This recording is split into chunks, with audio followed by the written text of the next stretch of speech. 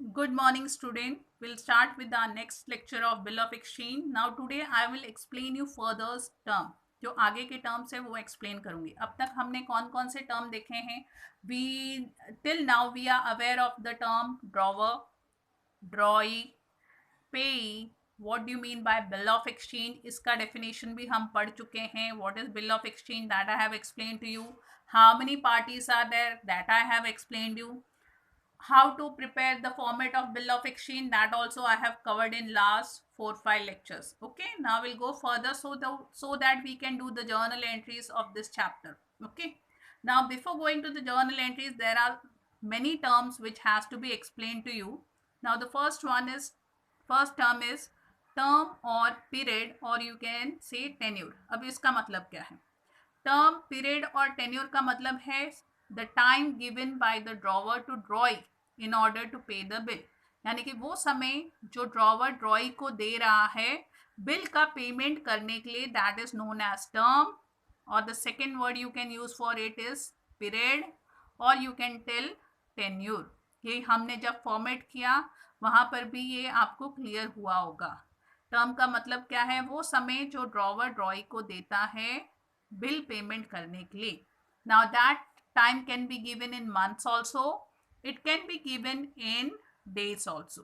Sum solve करते समय आपने देखा है they have given months also, so we have written 2 months, 3 months, 4 months, and the same time has been given in days also. 60 days, 90 days, 120 days, whatever time is given by the drawer, that is known as term. So what is term? Term is the time or the credit period given by the drawer to drawee in order to make the payment of the bill. Okay. Second term क्या है, second word क्या है, draft. Draft का मतलब क्या है, bill before acceptance is known as draft. अब आपको पता है हमने बहुत सारे फॉर्मेट बनाए बिल ऑफ एक्सचेंज के. अब बिल ऑफ एक्सचेंज सबसे पहले कौन प्रिपेयर करता है, the drawer is preparing it. Who is the maker of bill of exchange? Drawer.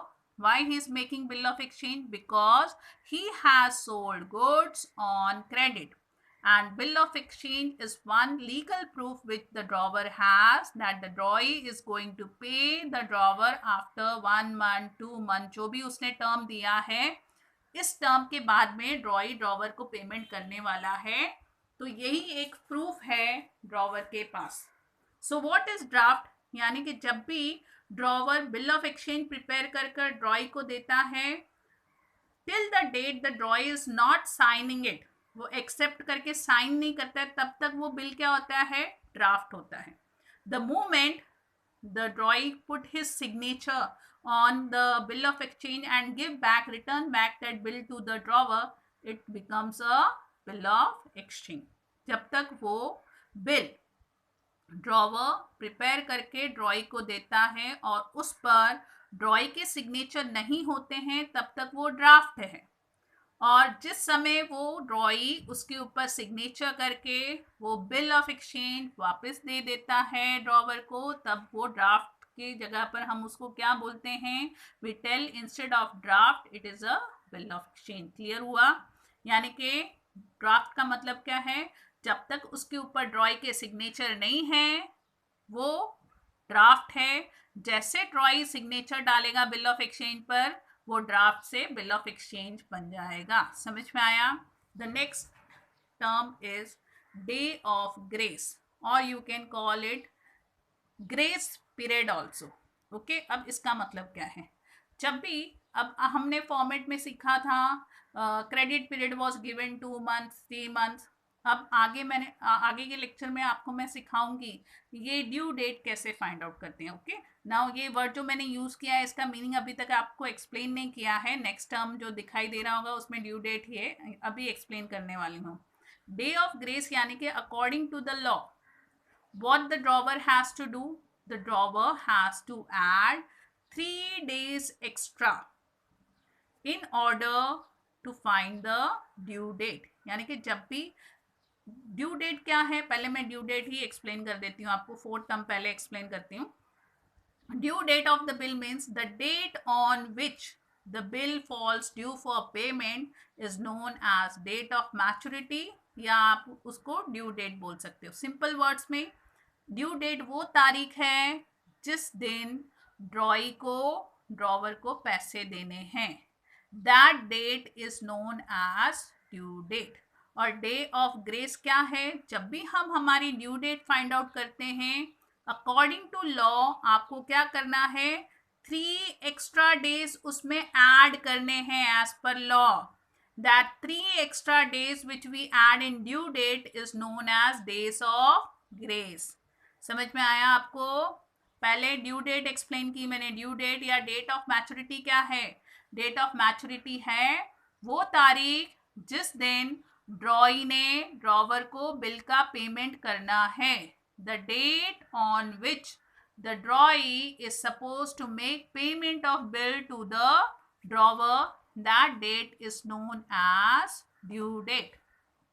और ड्यू डेट कैलकुलेट करते समय according to the law, the 3 extra days which the drawer is adding in that due date is known as day of grace. यानी कि जब भी हम due date calculate करेंगे तो ड्रॉवर को क्या करना है? जो भी तारीख आएगी उसमें 3 दिन एक्स्ट्रा और ऐड करने हैं. That 3 days extra which is adding, that is known as day of grace. और ड्यू डेट या डेट ऑफ मैच्योरिटी वो तारीख है जिस तारीख पर ड्रॉई ड्रॉवर को बिल का पेमेंट करता है.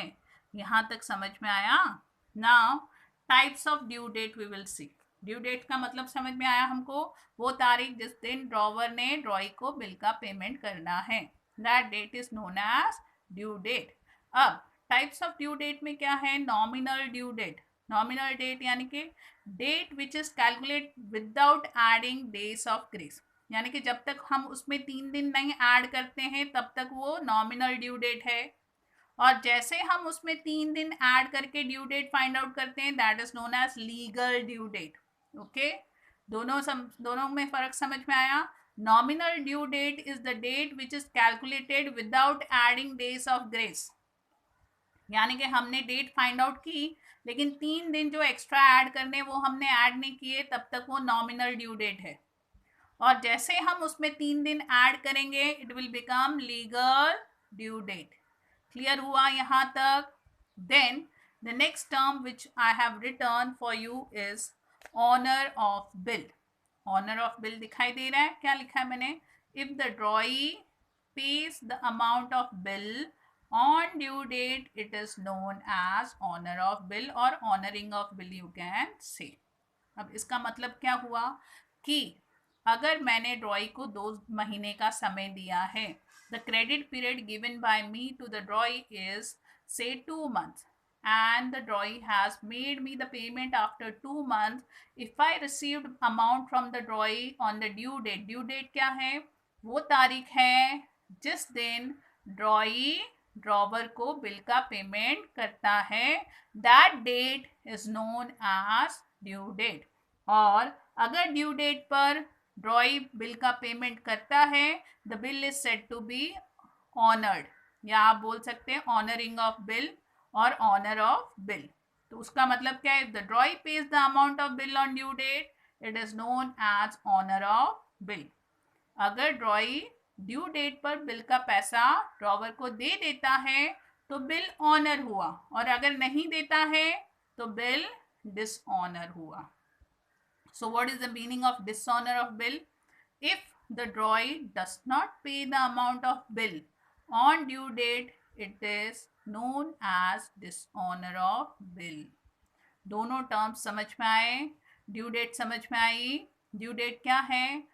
वो तारीख है जिस तारीख पर ड्रॉई को बिल का पेमेंट करना है. और अगर ड्यू डेट पर ड्रॉई ड्रॉवर को पैसे दे देता है तो हम बोल सकते हैं कि हमारा जो बिल ऑफ एक्सचेंज है वो ऑनर हो गया. और अगर ड्रॉई ड्यू डेट पर किसी कारण किसी रीज़न की वजह से बिल का पेमेंट नहीं करता है, then we can say the bill has been dishonoured. Okay, clear हुआ यहाँ तक? Now will go for the next term.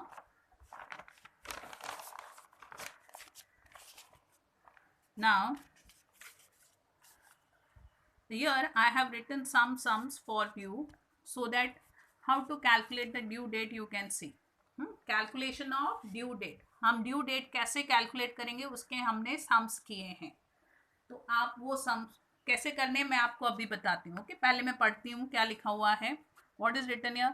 A bill dated 12th June 2019 is payable 2 months after the date. Calculate the due date of the bill. Due date आपको समझ में आई होगी. Due date क्या है? वो तारीख है जिस तारीख पर हमको बिल का पेमेंट करना है. अब ये 2 महीने बाद कौन सी तारीख आती है वो कैसे कैलकुलेट करना है मैं इस सम में आपको सिखा रही हूँ. अब what is the date of the bill given 12th June? तो हम यहाँ लिखेंगे date of bill. It is 12th June 2019. और क्रेडिट पीरियड कितना दिया है? Credit period is given as 2 months. Okay, अब हम अपनी ड्यू डेट कैसे कैलकुलेट करें?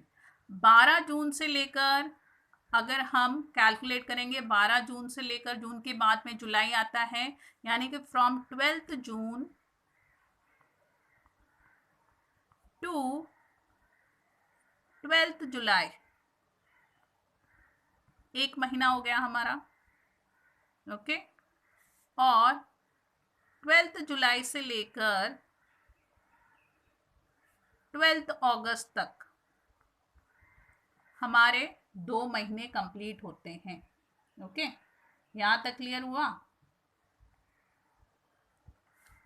12 जून को हमने बिल ड्रॉ करके दिया, 12 जुलाई तक एक महीना हो गया, जुलाई से लेकर 12 अगस्त तक 2 महीने हो गए. If month is given you are suppose to calculate ऐसे, यानी कि हमारा ड्यू डेट 12 अगस्त को आता है. अगर 12 अगस्त को मेरा 2 महीने कंप्लीट हो रहे हैं तो एज पर लॉस कितने डेज हमको ग्रेस डेज ऐड करने हैं? अभी मैंने एक्सप्लेन किया 3 दिन ऐड करने हैं. तो हमारी तारीख कौन सी आती है? 15th August 2019. This is my due date. Okay, यहां तक समझ में आया? अब इसके आगे एक्सप्लेन करूं उसके पहले मैं ये एक्सप्लेन करती हूँ आपको क्या है यहाँ पर. Date of bill is given 12 June, is payable in 2 months. 12 जून से लेकर अगर हम 2 महीने कैलकुलेट करते तो हमारे 2 महीने कब कंप्लीट होते हैं? 12 अगस्त को. ओके, 12 अगस्त तक तो हमारे 2 महीने हो गए, लेकिन रूल के हिसाब से क्या करना है आपको? According to the rule you are suppose to add 3 days extra. 12th अगस्त में अगर मैं 3 दिन ऐड करती हूँ तो डेट कौन सा आता है? 15th August 2019. यहां तक क्लियर हुआ? लेकिन 15th August is a public holiday, यानी कि आपको ध्यान में रखना है अगर आपका ड्यू डेट कोई पब्लिक हॉलीडे आएगा तो your due date will not be 15th August. Your due date will be 1 day before that, that is 14th August. एक दिन पहले की आपको ड्यू डेट रखनी है. अगर आपका जो डेट आ रहा है वो पब्लिक हॉलीडे आ रहा है, and in India we have 2 public holiday, one is 15th August, second one is 26th Jan. यानी कि कैलकुलेट ड्यू डेट कैलकुलेट करते समय अगर आपका 15th August या 26th Jan आ रहा है तो according to the rule what we are suppose to do, एक दिन पहले की आपको ड्यू डेट लिखनी है. यानी कि 15 अगस्त की जगह पर हम ड्यू डेट क्या लिखेंगे? 14th August. कैसे कैलकुलेट करना है मैंने आपको समझाया है. 12 जून को हमने बिल ड्रॉ करके दिया, 2 महीने का क्रेडिट है. जून से अगर आप कैलकुलेट करोगे, जून से लेकर 12 जुलाई तक एक महीना हो गया, और 12 जुलाई से लेकर 12 अगस्त तक एक और महीना हुआ, तो टोटल कितने महीने हो गए? 2 महीने. यानी कि 12 अगस्त को हमारे 2 महीने कंप्लीट होते हैं.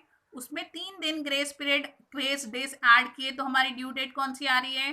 15th August. Though it is a public holiday, instead of 15th August, my due date will be 14th August. So what is my correct answer? 14th August is my due date. Okay. Tension nahi leni. It is very easy. It will be clear. I am doing the second one now. Now in this what is given? The bill dated 28th January 2020 is payable 1 month after date. Calculate the due date. अभी यहाँ पर 28 जनवरी 2020 को हमने bill draw करके दिया और इसका credit period कितना है? The period given is only 1 month, यानी कि 1 महीने में ड्रॉई को उसका पेमेंट करना है।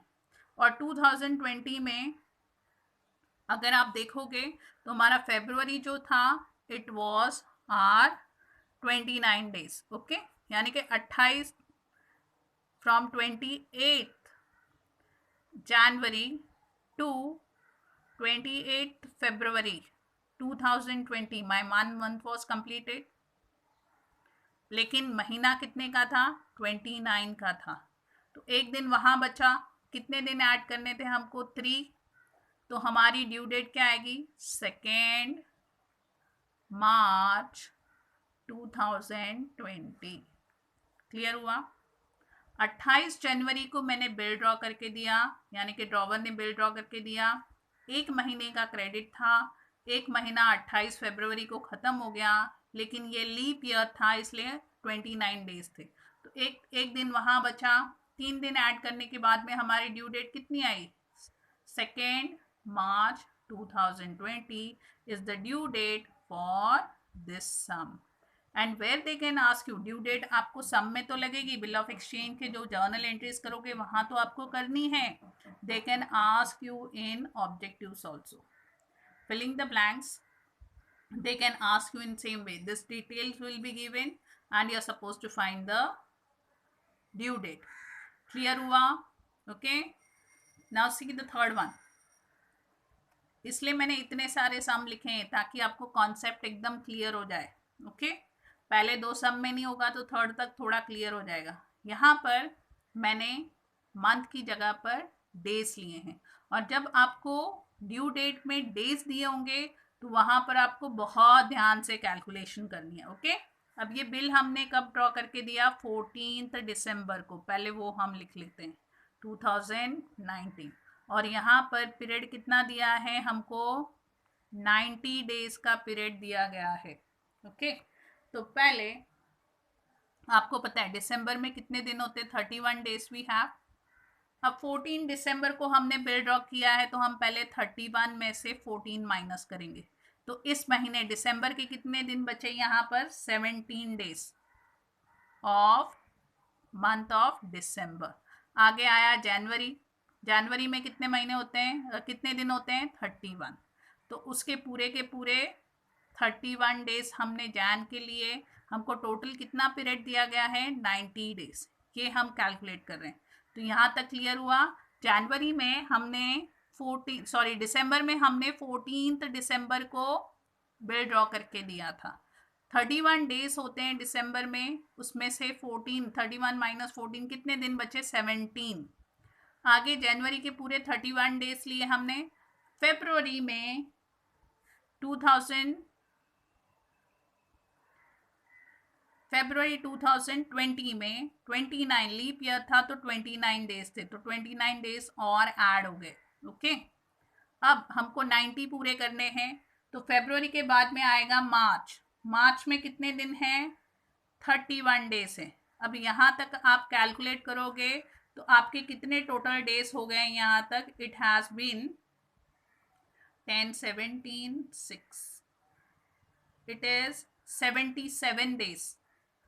कितने दिन हो गए यहाँ तक? अगर हम टोटल करेंगे तो हमारे 77 डेज ऑलरेडी हो चुके हैं, और हमको टोटल कितने डेज चाहिए? 90 डेज चाहिए। यानी कि 90 में से अगर आप 77 माइनस करोगे तो कितने बचेंगे? 13 मोर डेज आर रिक्वायर। तो वो 13 डेज हम कहाँ से लेंगे? हमारे 31 मार्च। मार्च में जो 31 डेज हैं उसमें से हम कितने दिन लेंगे? 13 दिन और लेंगे, तो हमारे 90 दिन जो है वो पूरे हो जाएंगे। 13 दिन लिए, यानी कि हमारी ड्यू डेट क्या आई? 13 मार्च। ये हमारी ड्यू डेट आ गई। 90 दिन यहाँ कंप्लीट हुए। 13 दिन आपने मार्च में से लिए, यानी कि आपकी ड्यू डेट की क्या आई है? आई एम राइटिंग हियर 13 मार्च। इसमें 3 दिन और एक्स्ट्रा वो है ग्रेस डे आपको ऐड करने हैं. तो your due date is 16th of March. What is your due date? 16th of March. फिर से एक्सप्लेन करती हूँ. अब 14 दिसंबर को हमने बिल ड्रॉ करके दिया था. हमने यानी कि ड्रॉवर ने 90 डेज का क्रेडिट पीरियड था और हमको ड्यू डेट कैलकुलेट करने के लिए बोला गया है. सो 14 दिसंबर में कितने, December has 31 days, 31 minus 14, 17 days were left, यानी कि 17 दिन वहां पर बचे. फिर आगे जनवरी में 31 डेज थे, पूरे के पूरे हमने कैलकुलेट कर लिए. फेब्रुवरी लीप ईयर है, 2020 में February was leap year, so we had 29 days. तो यहाँ पर 29 ऐड किए, तो ये तीनों का टोटल कितना हो गया, 77. हमको कितने चाहिए टोटल डेज, 90, यानी कि 77 90 में से माइनस किए, 13 दिन और चाहिए थे जो हमने मार्च में से ले लिए. यानी कि हमारी 90 डेज कब कंप्लीट हुए, 13 मार्च को. उसमें 3 दिन और ऐड किए, तो our due date was 16th March 2020. समझ पाया, क्लियर हुआ यहाँ तक. Now 1 or 2 sums more I will do in the next lecture. Go through the lectures which I am sending. आप लोग व्यू नहीं कर रहे हो, मुझे समझ में आ रहा है आप लोग देख नहीं रहे हो. I want that all the 3 division, each and every student should go through my lecture. Watch it carefully. Wherever you have doubt, you can ask me. Thank you.